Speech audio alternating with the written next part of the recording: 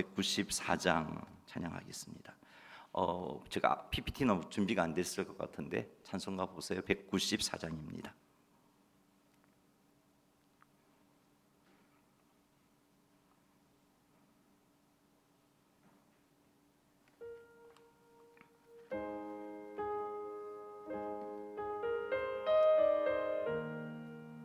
우리 간절하게 사모하는 마음으로 이렇게 손뼉 치며 찬양하겠습니다. 기도하는 마음으로 저 하늘 거룩하신 주여 성령의 큰 불을 주소서. 내 영혼 기도 들어주사 성령의 큰 불을 주소서.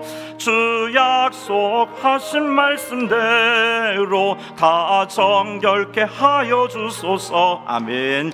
그 거룩하신 이름 따라 성령의 큰 불을 주소서.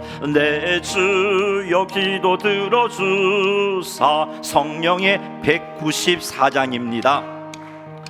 내 말씀 따라 살아갈 때 성령의 큰 불을 주소서. 내 영혼 차고 넘치어서 새 사람 만들어지고 내 헛된 것을 태우도록 성령의 큰 불을 주소서. 이 냉랭하고 악한 마음에 성령의 큰 불을 주소서. 내 마음에 사랑 불타도록 성령의 큰 불을 주소서. 저 악한 세력 물리치고 나 참되게 살아가는 것 다 주님 은혜이시오니 성령의 큰 불을 주소서. 나 담대하고 순종하게 성령의 큰 불을 주소서. 나 주께 이웃 인도하게 성령의 큰 불을 주소서. 주 제단 위에 모든 것을 다 바친 받아주소서. 나 주님만을 기리도록 성령의 큰 불을 4절로 한 번 더 합시다. 나 담대하고 순종하게 성령의 큰 불을 주소서. 나 주께 이웃 인도하게 성령의 큰 불을 주소서. 주 제단 위에 모든 것을 다 바치니 받아주소서. 나 주님만을 기리도록 성령의 큰 불을 주소서. 아멘. 하나님 아버지 말씀대합니다. 성령의 역사하심으로 주의 말씀이 내게 주시는 하나님의 음성으로 들려지게 하시고 그 말씀 앞에 우리가 아멘 할 수 있게 하옵소서. 이런저런 생각 가지고 아멘하지 못하고 머뭇거리지 말게 하시고 주님 말씀인 줄 알고 내게 주신 하나님의 말씀인 줄 알고 아멘하고 순종함으로 하나님의 기쁨이 되고 더 풍성한 삶을 살아갈 수 있게 도와주옵소서. 부족한 종 붙잡아 주시고 주의 말씀을 힘있게 능력있게 선포하게 하옵소서. 예수님의 이름으로 기도드리옵나이다. 아멘. 자, 우리 인사합시다. 은혜 받읍시다. 하나님의 은혜가 오늘 이 밤에도 우리 가운데 충만하게 되기를 주의 이름으로 축복합니다. 성도를 가리켜 우리 예수님은 세상의 빛이다, 세상의 소금이다 하셨습니다. 예수님께서 성도들을 세상의 빛, 세상의 소금이라고 하신 것에서 우리는 세상을 위한 성도의 사명이 무엇인가 하는 것을 깨달을 수 있습니다. 세상을 위해 하나님께서 주신 성도의 사명은 성도의 거룩하고 착한 행실을 통해 세상에 거룩한 도전을 주고 하나님이 살아계심을 보여주고 하나님께서 함께 하시는 삶을 살아감으로 인해서 세상 사람들로 하여금 하나님을 알게 하고 뿐만 아니라 복음을 전하여 사람들을 하나님께로 인도하는 것입니다. 이 사명 감당하라고 우리를 가리켜 너희는 세상의 빛이다, 세상의 소금이다 하셨어요. 이것이 성도의 사명입니다. 베드로전서를 보면 성도를 가리켜서 왕 같은 제사장이라고 말씀하고 있습니다. 왕 같은 제사장이라는 의미는 두 가지 의미인데요. 첫째는 성도들은 왕이신 예수 그리스도와의 연합을 통해 그리스도와 함께 만국을 통치하는 자다라는 의미이고요. 또 하나는 제사장으로서 하나님을 섬기는 자다라는 의미입니다. 제사장으로서 하나님을 섬긴다는 것은 이런 의미죠. 제사장이 어떤 일을 하는 거예요? 사람과 하나님 사이에 서서 사람과 하나님을 중재함으로 하나님을 만날 수 있게 하는 일을 하는 것이 제사장의 일입니다. 따라서 성도를 왕 같은 제사장이라고 부르신 것에서 우리는 성도의 사명이 사람들을 하나님에게로 인도하여 하나님과 관계를 회복시키고 하나님을 믿도록 하는 것이구나 하는 것을 알 수 있습니다. 그렇습니다. 죄로 죽은 영혼들에게 복음을 전하여 그들을 살게 하는 것, 그것이 성도의 사명입니다.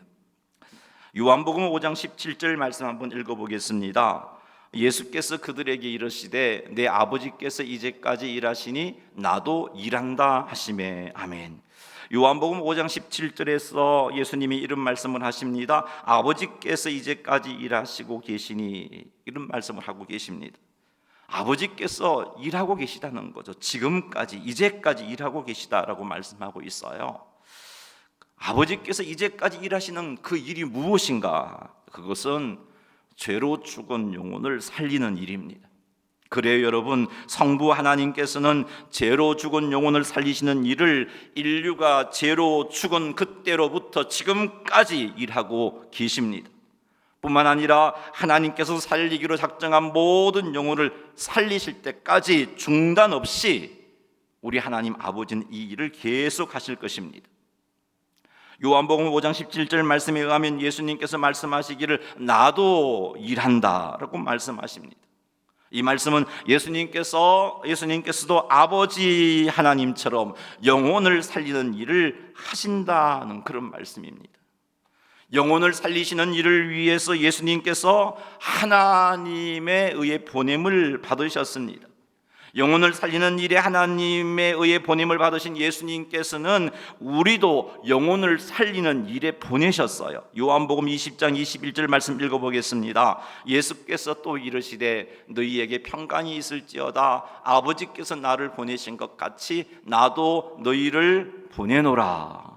아버지께서 나를 보내신 것 같이 나도 너희를 보내노라. 아멘. 이 말씀에서 우리는 분명히 알 수 있습니다. 성도의 사명은 영혼을 살리는 거예요. 그러므로 우리는 무엇보다도 영혼 살리는 이 일에 힘써야 된다는 것을 깨닫습니다. 영혼을 살리는 이 일은 참으로 중요한 일입니다. 이 일은 다른 어떤 일로 대체할 수 없어요. 나는 전도가 부담스러우니까 교회에서 열심히 청수하며 헌신할래요. 그렇게 대체할 수 있는 게 아니에요. 나는 전도가 부담스럽고 힘드니까 나는 찬양으로 열심히 하나님을 섬길래요. 그렇게 대체할 수 없습니다. 전도는 주님의 부름을 받은 모든 성도들이 감당해야 할 일이에요. 우리 예수님이 성도들 중에 일부를 뽑아서 너희는 세상의 빛이다 그렇게 말씀하지 않았어요. 모두를 가리켜서 세상의 빛이라고 말씀하셨어요. 우리 주님 성천하실 때 12 제자들에게 너희는 가서 아버지와 아들과 성령의 이름으로 세례를 주고 그렇게 만민에게 복음을 전하라고 말씀하시지 않으셨어요. 모든 제자들에게, 모든 민족에게 복음을 전하라고 하셨어요. 성도들 중에 특별한 은사가 있는 사람만이 전도하는 일이 아니라 성도이기에 감당해야 할 일이 전도입니다. 그러므로 성도들이 이 일을 감당하지 않는다면 반드시 하나님 아버지께 책망을 들을 겁니다. 기억하십시다. 하나님께서는 우리에게 영혼 살리는 일을 맡기셨습니다. 우리는 이 일에 헌신해야 합니다. 오늘은 요한복음 9장 말씀을 통해서 우리가 영혼을 살리는 일에 정말 열심을 내어야 하구나 하는 것을 깨닫게 되기를 원합니다. 그리하여 전도하는 일이 힘들다고 포기했다면 사람 만나서 복음 전하는 그 일이 사실은 쉽지 않습니다. 거절당하면 또 마음도 아프고 낙심도 되고 주저도 되고 그냥 거절하는 사람도 있는가 하면은 아주 그 폭력을 행사할 듯이 싫으라 반응하는 그런 사람도 만날 수도 있고, 그러다 보니까 주저가 되지만 그럼에도 불구하고 우리는 오늘 이 말씀을 통해서 전도하는 일이 힘들다고 포기하는 자가 아니라 다시 힘을 내어서 전도하는 성도들이 다 되시기를 주님의 이름으로 축원합니다. 9장 1절 말씀 읽어보겠습니다. 예수께서 길을 가실 때 날때부터 맹인된 사람을 보신지라. 아멘. 예수님께서 길을 가실 때 맹인된 사람을 보셨다라고 기록하고 있습니다. 이 말씀은 길을 가다가 우연하게 맹인된 사람이 눈에 띄어서 우연히 보게 되었다는 의미가 아니고요, 예수님께서 목적을 가지시고 보셨다는 거예요. 그 맹인을 예수님께서 길을 가시다가 날 때부터 맹인된 그 사람을 왜 주목하셨을까? 예수님이 그 맹인에게 주목하신 이유는 그 영혼을 불쌍히 여기셨기 때문입니다. 그 영혼을 구원하시기를 원하셨기 때문입니다. 그것이 하나님의 뜻이었기 때문입니다. 그리고 맹인의 눈을 뜨게 해줌으로 인하여서 예수님께서 그리스도이심을 드러내어서 많은 사람들이 예수님을 믿도록 하기 위해서였습니다. 그래요, 여러분, 우리 예수님은 맹인을 전도하기 위하여, 맹인을 전도해서 구원하기 위하여 주목하셨던 겁니다. 1장 38절 말씀 마가복음 1장 38절 한번 읽어보겠습니다. 이르시되 우리가 다른 가까운 마을들로 가자. 거기서도 전도하리니 내가 이를 위하여 왔노라 하시고, 다른 가까운 마을로 가자. 거기서도 전도하리니 내가 이를 위하여 왔노라. 이 말씀에 의하면 예수님께서 이 땅에 오신 중요한 이유 중에 여러 가지 있지만 그 하나가 전도라는 것을 알 수 있어요. 하나님 아버지는 죄로 죽은 영혼들을 전도를 통해서 구원하기를 기뻐하십니다. 그래서 하나님 아버지께서는 전도하라고 예수님을 보내셨어요. 그리고 우리 예수님은 전도하는 일에 힘쓰셨습니다. 그래서 맹인을 주목하셨던 겁니다. 예수님은 그 영혼을 구원하시고자 맹인을 주목하셨어요. 그러나 예수님의 제자들은 맹인의 영혼 구원에는 관심이 없었습니다. 요한복음 9장 2절 한번 읽어보겠습니다. 제자들이 물어 이르되 랍비여, 이 사람이 맹인으로 난 것이 누구의 죄로 인함이니까? 자기니까? 그의 부모니까? 제자들은 이 맹인이 누구의 죄 때문에 맹인으로 출생했는지 궁금했습니다. 왜냐하면 유대인들은 장애인으로 태어나는 것, 살면서 인생의 큰 재난을 만나는 것, 이런 것들이 다 죄 때문에 생기는 일이라고 생각하고 있었기 때문입니다. 예수님의 제자들도 유대인들이잖아요. 그들도 그런 생각을 똑같이 했습니다. 그러니 맹인을 볼 때 죄인, 얼마나 큰 죄를 지었으면 저렇게 맹인으로 태어나? 이런 생각들을 하고 있었던 거죠. 그래서 궁금했습니다.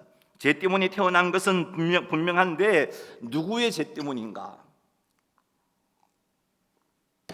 자기 죄 때문인가? 부모 죄 때문인가? 궁금했던 거죠. 그래서 예수님께 물었어요. 이 맹인이 누구의 죄 때문에 이렇게 맹인이 되었습니까? 제자들은 이 맹인을 보아도 불쌍하다, 저 영혼이 구원받아야 되는데, 이런 생각을 전혀 하지 못했습니다. 요한복음 9장 3절 한번 읽어보겠습니다. 예수께서 대답하시되 이 사람이나 그 부모의 죄로 인한 것이 아니라 그에게서 하나님이 하시는 일을 나타내고자 하심이라. 예수님의 말씀에 의하면 이 사람이 맹인으로 출생한 것은 이 사람의 죄도 아니고 부모의 죄도 아니었습니다. 그것은 맹인에게서 하나님께서 하시는 일을 나타내시고자 맹인으로 출생하게 하신 것이다 라고 말씀하고 있습니다. 하나님께서 맹인에게서 나타내시고자 하시는 하나님의 일은 예수님께서 그의 눈을 뜨게 하심으로 인하여서 맹인을 구원시키는 겁니다. 뿐만 아니라 맹인의 눈을 뜨게 하시는 사건을 통해서 예수님께서 그리스도이심을 드러내는 것입니다. 아마 이 맹인은 맹인으로 출생하지 않았다면 이 맹인은 결코 예수님을 그리스도라고 인정하지 않았을 인물인 것 같아요. 그래서 하나님은 이렇게 역사하신 것 같습니다. 실제로 이 맹인은 예수님에 의해 눈을 뜨게 되므로 예수님이 그리스도라는 사실을 믿게 됩니다. 예수님을 그리스도라고 시인하게 되면 유대교로부터 출교를 당하게 되면 불이익을 당하는 줄 알면서도 이 맹인은 예수님이 그리스도이심을 고백하는 성숙한 믿음을 소유하게 됩니다. 우리 말씀 말미에 그 성경 구절을 한번 찾아보겠습니다. 뿐만 아니라 예수님께서 맹인의 눈을 뜨게 하심으로 예수님께서 그리스도이심을 선포하시려는 하나님의 뜻이 이루어지게 됩니다. 사랑하는 성도 여러분, 우리에게 일어나는 어려운 일들, 재난, 참 감당하기 너무너무 힘든 그 모든 일들이 하나님의 선하신 뜻이 있다는 것, 여러분 기억하세요. 그 선하신 뜻은 하나님의 영광을 위한 것입니다. 혹은 믿음의 성숙을 위해서, 혹은 하나님을 더 의지하게 하기 위해서, 혹은 하나님 앞에 겸손한 자가 되도록 하기 위해서, 혹은 더 좋은 은혜를 주시려고, 혹은 죄로부터 돌아서게 하려는 하나님의 선하신 뜻을 위한 것입니다. 그러니 인생의 어려운 일들, 재난을 만났을 때 낙심하지 말고 인자가 풍성하신 하나님, 우리를 불쌍히 여기신 하나님, 전능하신 하나님을 바라보시기 바랍니다.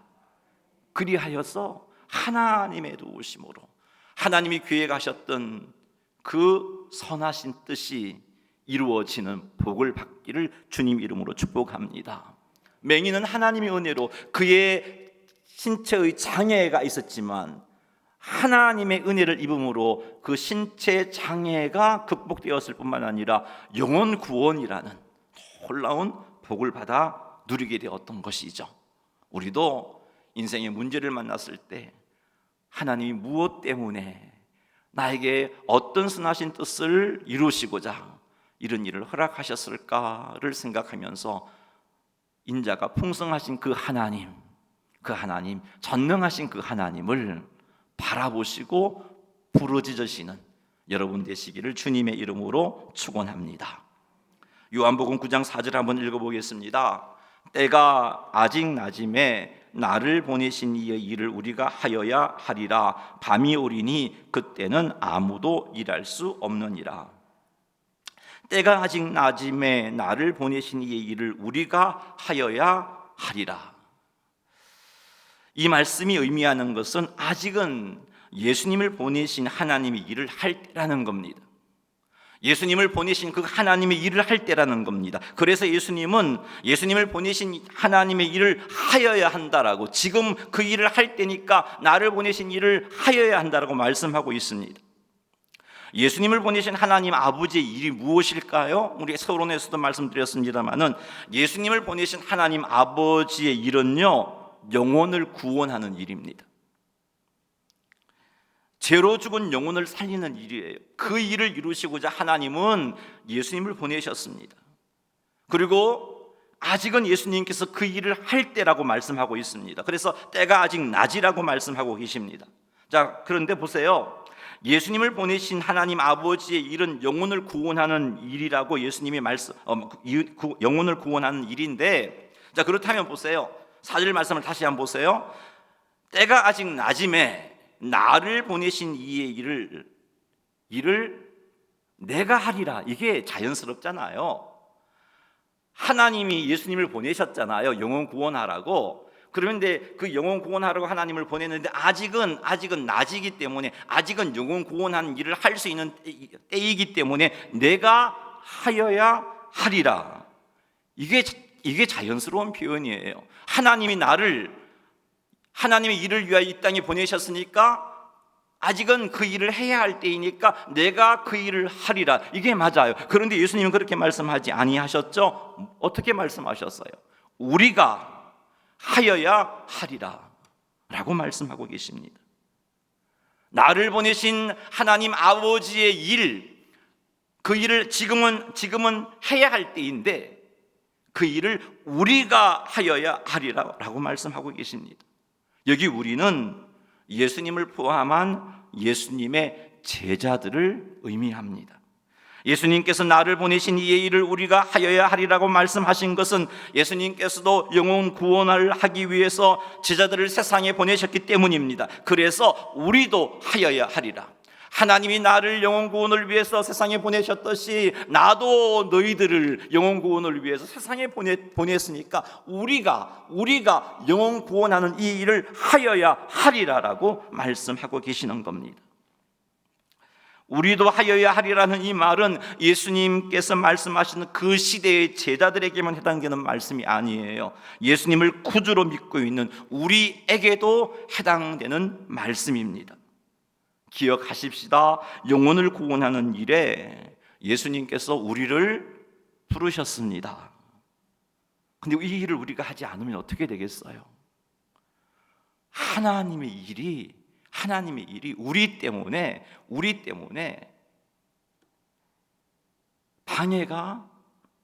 방해받는 일이 생기겠죠. 우리 때문에 더디게 일어나겠죠.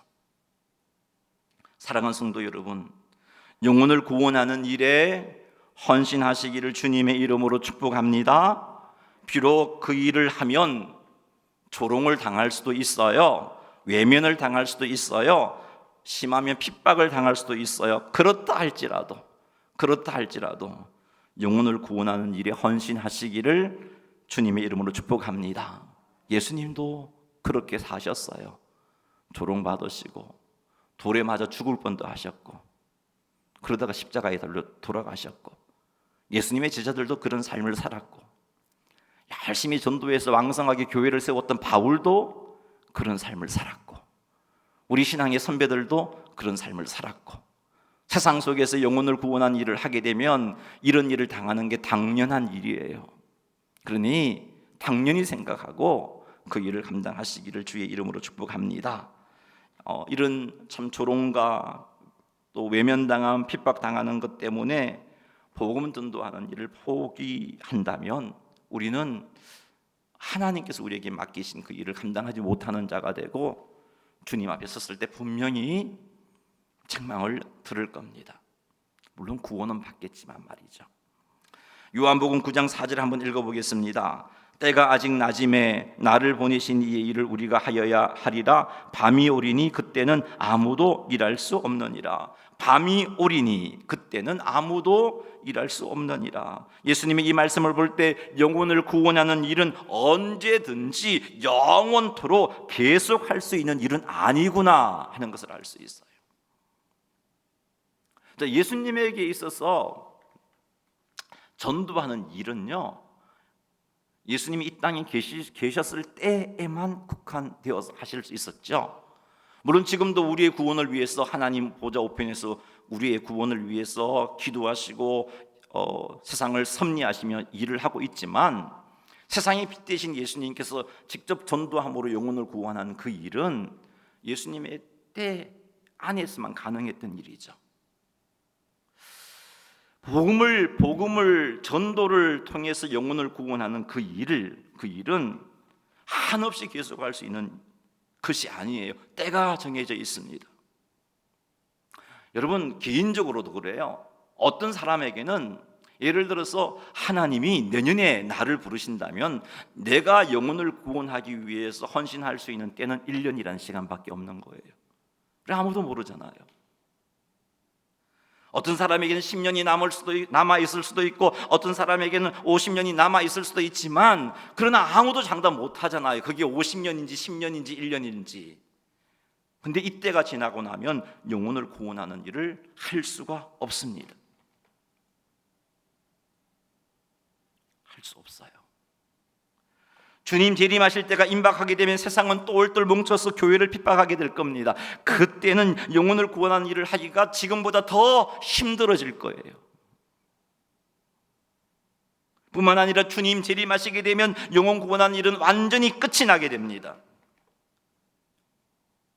그리고 주님 앞에 섰을 때 내가 너에게 맡긴 사명 얼마나 열심히 감당했냐? 라고 주님 물으신다면 뭐라고 대답하실래요? 혹 우리가 주님 앞에 섰을 때 한 달란트 받은 자가 된다면 얼마나 부끄러운 모습이겠습니까? 영혼을 구원하는 일에는 때가 있습니다. 이 때가 지나면 아무 일도 할 수 없어요. 영혼 구원을 위해서. 사랑하는 성도 여러분, 지금이 영혼 구원을 위해서 우리가 일할 때입니다. 지금이 은혜의 때예요. 하지만 그 때가, 영혼을 구원할 수 있는 때가 흘림없어요. 점점 끝이 나고 있어요. 어떤 사람에게는 1년조차 남지 않았을 수도 있어요. 하나님께서 허락하신 영혼을 구원하는 때가 지나서 하나님 앞에 섰을 때 우리 모두는 하나님께 착하고忠선된 종이라고 칭찬을 들어야 합니다. 점점 영혼을 구원하는 때가 줄고 있어요. 그때가 끝이 나면 전도할 수가 없습니다. 그때가 끝이 나기 전에 우리는 힘써 복음을 전해야 합니다. 힘써 복음을 전하여 주님께 칭찬 듣는 성도님들이 다 되시기를 주님의 이름으로 축원합니다. 전하고 기도해 매일 증인 되리라. 세상 모든 사람 다 듣고 그 사랑 알도록 매일매일 증인된 삶을 살아가야 돼요. 이렇게 하셔서 하나님께서 우리에게 맡기신 사명이 전도하는 것을 명심하고, 이 사명은 그 무엇으로도 대체할 수 없는 사명이라는 것을 알고 힘써서 이 사명을 감당하시는 성도님들이 다 되시기를 주님의 이름으로 축원합니다.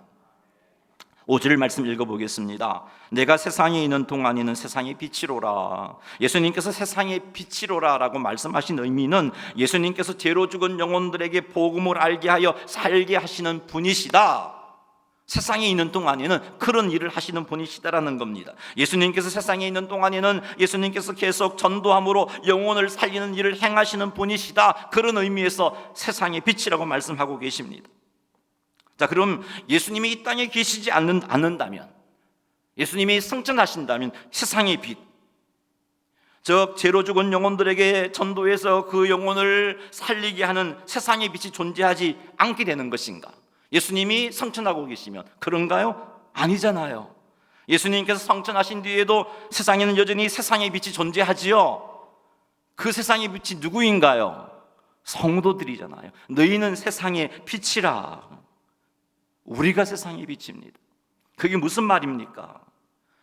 우리가 예수님의 바통을 이어받아서 세상을 향하여 복음을 전하고 전도함으로 죽은 영혼을 살리는 일을 감당해야 된다는 겁니다. 명심하시기 바랍니다. 성도인 우리가 세상의 빛입니다. 세상의 빛 대신 예수님께서 승천하시면서 그 사명을 우리에게 주셨습니다. 그러므로 우리는 영혼을 살리는 일에 힘을 써야 됩니다. 영혼을 살리는 일은 해도 되고 하지 않아도 되는 그런 일이 아닙니다. 예수님의 놀라운 은혜로 구원받은 성도들이라면 모두가 영혼을 살리는 일을 해야 합니다. 물론 열매를 거두기가 어려울 수도 있습니다. 외면당할 수도 있고요, 조롱당할 수도 있고요, 핍박을 당할 수도 있습니다. 그럼에도 불구하고 세상에 비친 성도들은 영혼을 구원하는 일을 계속해야 됩니다. 세상에 있는 동안에는 세상의 빛이라고 말씀하신 예수님, 그 말씀을 기억하세요. 그 말씀 속에서 이제 예수님 승천하셨으니까 우리가 세상의 빛이구나, 우리가 이 사명 감당해야 하겠구나 라고 생각하셔야 할 겁니다. 세상에 있는 동안에는 세상의 빛이다라고 말씀하신 예수님께서 무슨 일을 하실 것 같습니까? 내가 세상에 있는 동안에는 전도에서 영혼을 살리는 일을 해야 될 사람이야 라고 말씀하신 거잖아요. 세상에 있는 동안은 내가 세상의 빛이다라는 말은 내 세상에 있는 동안은 내가 전도에서 영혼을 살리는 일을 해야 될 사람이야, 그런 의미예요. 자, 그런 말씀을 하셨다면 이제 어떤 일이 이어져 나와야 돼요? 영혼을 살리는 일을 하셔야 돼요. 이 말씀, 그게 자연스러운 흐름입니다. 자, 그러면 9장 6절 말씀은 영혼을 살리는 일을 행하시는 행동이어야 되는데 한번 읽어보겠습니다. 이 말씀을 하시고 이 땅에 침을 뱉어 진흙을 이겨 그의 눈에 바르시고, 이 말씀을 하시고, 세상에 있는 동안에는 내가 사람에게 전도해서 영혼을 살리는 일을 해야 될 사람이야 라고 이 말씀을 하시고, 예수님이 하신 행동이 땅에 침을 뱉어 진흙을 이겨 맹인의 눈에 바르시는 행동이었어요. 그래서 우리는 이 흐름 속에서 이런 행동의 의미는 맹인을 치유하심으로 구원의 은혜를 주시고자 이런 행동을 하셨구나 하는 것을 알 수 있습니다. 맹인의 영혼 구원을 위해서 예수님이 이 일을 하셨구나라고 우리는 알 수 있어요. 맹인의 눈에 진흙을 바르신 예수님께서는 맹인에게 실로암 못에 가서 씻으라라고 말씀하십니다. 7절 말씀 읽어보겠습니다. 이르시되 실로암 못에 가서 씻으라 하시니, 실로암은 번역하면 보냄을 받았다는 뜻이라 이에 가서 씻고 밝은 눈으로 왔더라. 예수님 말씀 한마디에 맹인의 눈을 뜨게 하실 수 있어요. 그런 능력이 있습니다. 예수님이 전능하시니까. 눈에 진흙을 바르지 않고서도 맹인의 눈에 예수님 당신의 손을 대심으로 눈을 뜨게 하실 수도 있어요. 그런데 왜 오늘 요한복음 9장 본문에서는 예수님께서 그렇게 하지 않고, 말씀으로 눈을 뜨게 하지 않고, 예수님 당신의 손을 그 맹인의 눈에 손을 댐으로 치유하지 않고 왜 맹인의 눈에 진흙을 바르시고 당장 낫게 하지 않고 실로암 못에 가서 씻으라고 하셨을까? 예수님께서 이렇게 하신 이유는 맹인의 믿음의 반응, 그거 보고 싶었기 때문이에요. 예수님께서 실로암 못에 가서 눈을 씻으라고 하셨을 때 예수님의 말씀대로 하면 눈을 뜰 수 있다는 믿음을 갖고 그 믿음의 반응으로 실로암 못으로 가서 눈을 씻는 맹인의 그 행동을 예수님은 보고 싶었던 거죠. 맹인은 예수님의 말씀을 믿었습니다. 그리고 예수님의 말씀을 믿는 믿음의 고백으로, 믿음의 반응으로 길을 더듬으면서 실로암 못까지 갔습니다. 아마 우리들적 사탄은 맹인에게 믿음의 반응을 하지 못하도록 온갖 하나님께서 기뻐하지 않는 생각을 집어넣었을 거예요. 그런다고 눈이 떠지겠니? 괜히 헛고생하는 거야. 예수님이 너를 놀리시는 거야. 뭐 등등 그런 생각을 집어넣었을 거예요. 하지만 맹인은 이 모든 옳지 못한 생각을 뿌리치고 예수님의 말씀에 순종함으로, 믿음의 반응을 함으로 실로암 못으로 갔습니다. 그리고 믿음의 반응으로 실로암 못에서 눈을 씻음으로 눈이 밝아졌어요. 맹인이 눈을 뜨게 되었고 밝게 볼 수 있게 된 겁니다. 사랑하는 성도 여러분, 우리 하나님은 말씀으로 천지를 창조하신 전능하신 하나님이십니다. 하나님에게는 능치 못함이 없습니다. 믿으십니까? 하나님께서는 우리에게 이런 믿음이 있는 것을 보고 싶어 하세요. 하나님께서 전능하심을 믿는 믿음을 보고 싶어 하세요. 하나님에게는 능치 못한 일이 없음을 믿는 믿음을 우리에게서 보고 싶어 하세요. 그러니 사랑하는 성도 여러분, 하나님 앞에 믿음의 반응을 하시기 바랍니다. 입으로만 하나님 전능하십니다 그러지 마시고 하나님 전능하심을 믿는 믿음의 반응을 보이시기 바랍니다. 하나님은 우리에게 그것 보고 싶어 하세요. 하나님께서 전능하심을 믿는 믿음의 반응으로 우리 인생의 모든 문제를 하나님께 가지고 나아가시기 바랍니다. 낭망하지 말고 항상 기도하시기 바랍니다. 기도하면서 주신 약속의 말씀을 붙잡고 믿음의 반응으로 그 말씀대로 순종하시기 바랍니다. 그리하면 우리는 전능하신 하나님을 경험하게 될 것입니다. 전능하신 하나님을 경험하게 되면 더욱 힘써 세상의 빛의 사명을 감당할 수 있게 됩니다. 많은 사람들 앞에서 예수님이 구원자 되심을 고백할 수 있게 됩니다. 담대하게 전도할 수 있게 되어 하나님께서 허락하신 전도의 때에 열심히 전도할 수 있게 됩니다. 그러니 사랑하는 성도 여러분, 입으로만 예수님을 믿는다고 하지 마십시오. 입으로만 하나님께서 전능하시다고 그렇게 말하지 마십시오. 하나님께서 전능하심을 믿는 믿음의 반응을 하시기 바랍니다. 전능하신 하나님께 우리의 인생의 모든 상황들을 가지고 나아가시기 바랍니다.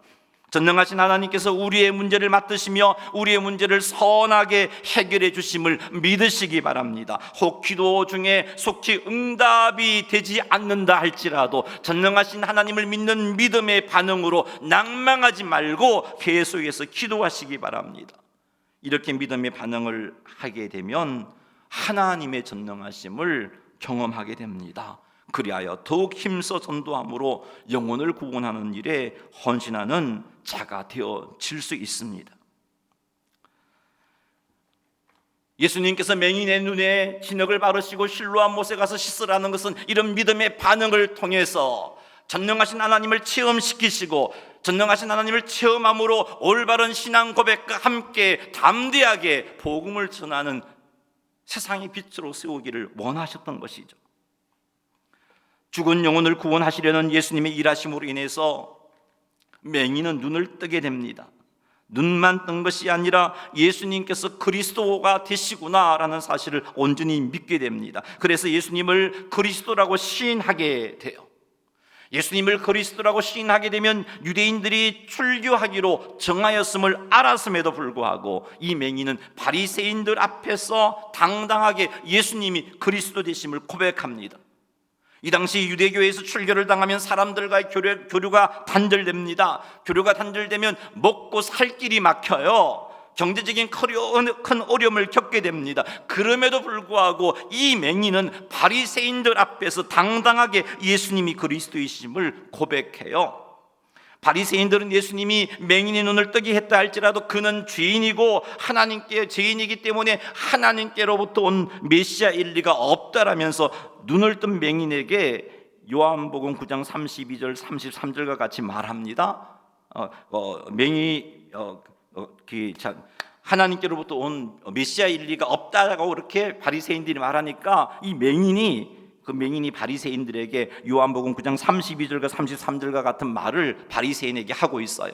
자, 맹인이 한 말을 한번 읽어보겠습니다. 시작. 창세 이후로 맹인으로 난 자의 눈을 뜨게 하였다 함을 듣지 못하였으니 이 사람이 하나님께로부터 오지 아니하였으면 아무 일도 할 수 없으리이다. 아멘. 맹인의 이 말은 당신들이 아무리 예수님을 그리스도가 아니고 죄인이라고 주장한다 할지라도 맹인의 눈을 뜨게 하신 예수님이 하나님께로부터 오신 분임에 틀림이 없음을 내가 믿습니다라는 말이에요. 하나님께로부터 오신 분이라고 믿는다는 말은 예수님이 그리스도이심을 나는 믿습니다라는 맹인의 고백인 겁니다. 맹인은 바리새인 앞에서 예수님이 그리스도의 되심을 고백했어요. 그 결과 맹인은 바리새인들로부터 출교당합니다. 34절 읽어보죠. 그들이 대답하여 이르되 내가 온전히 죄 가운데서 나서 우리를 가르치느냐 하고 이에 쫓아내어 보내니라. 예수님의 일하심으로 인하여서 구원함을 받은 그 맹인, 눈을 뜬 맹인은 출교당함을 두려워하지 않고 예수님께서 그리스도임을 시인하는 믿음을 소유하게 되었던 겁니다. 어떻게 해서 이런 믿음을 소유하게 되었을까? 예수님의 말씀을 믿고 믿음의 반응으로 눈을 떴기 때문입니다. 그래서 두려움 없이 예수님이 그리스도이심을 시인할 수 있었던 겁니다. 불이익을 당해도 예수님이 그리스도이심을 시인할 수 있었던 겁니다. 본문에는 언급된 것이 없지만 아마 이 맹인은 열심히 예수님께서 그리스도이심을 전하는 전도의 삶을 살았을 것입니다. 영혼을 살리는 일을 감당했을 것입니다. 사랑하는 성도 여러분, 전능하신 하나님을 바라봅시다. 전능하신 하나님을 믿는 믿음의 반응을 합시다. 그리하여 하나님의 전능하심을 체험하세요. 그리하여 이 맹인처럼 담대하게 복음을 전하는 자가 되세요. 담대하게 예수님이 그리스도가 되심을 시인하는 자가 되세요. 사람들 앞에 부끄러워하지 않고 예수님은 그리스도이십니다. 예수님은 나의 구원자이십니다. 예수님이 구원의 길입니다라고 시인할 수 있는 여러분 되시기를 주의 이름으로 축복합니다. 말씀을 맺습니다. 예수님께서 영혼 구원을 위하여 우리를 세상에 보내셨음을 명심하시기 바랍니다. 세상의 빛이신 예수님께서 세상을 떠나시면서 우리들을 향하여 너희는 세상의 빛이라 하신 이 말씀도 명심하시기 바랍니다. 때가 아직 낮음에 나를 보내신 이 일을 우리가 하여야 하리라 하신 그 말씀도 명심하시기 바랍니다. 그리고 복음을 전할 때는 정해져 있다는 것도 명심하시기 바랍니다. 복음을 전할 때가 지나게 되면 복음을 전할 수 없다는 것도 명심하시기 바랍니다. 그리고 이것을 명심함으로 힘써 복음을 전하시기를 주님의 이름으로 축원합니다. 힘써 복음을 전하려면, 담대하게 복음을 전하려면, 불이익을 당해도 사람들 앞에서 예수님이 그리스도이심을 시인하려면 예수님의 말씀에 믿음의 반응을 함으로 눈뜬 맹인처럼 우리도 하나님의 말씀에 믿음의 반응을 하여 하나님의 전능하심을 경험해야 합니다. 그러니 전능하신 하나님을 항상 바라보시기 바랍니다. 전능하신 하나님, 우리 아버지께 우리 인생의 모든 문제를 맡기시기 바랍니다. 낭망하지 말고 기도함으로 믿음의 반응을 보이시기 바랍니다. 그리하여 전능하신 하나님을 체험하여 힘있게 담대하게 불이익을 당해도 주저함 없이 복음을 전하시는 성도님들이 다 되시기를 주님의 이름으로 축원합니다. 할렐루야. 우리 한번 기도하겠습니다. 말씀을 붙잡고 기도하십시다. 하나님께서